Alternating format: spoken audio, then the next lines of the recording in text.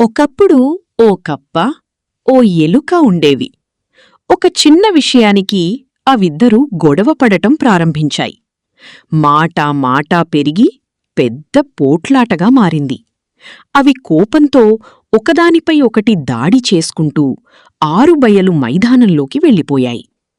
తమ చుట్టూ ఏమి జరుగుతుందో కూడా చూడకుండా పోట్లాడుకోవడంలోనే మునిగిపోయాయి.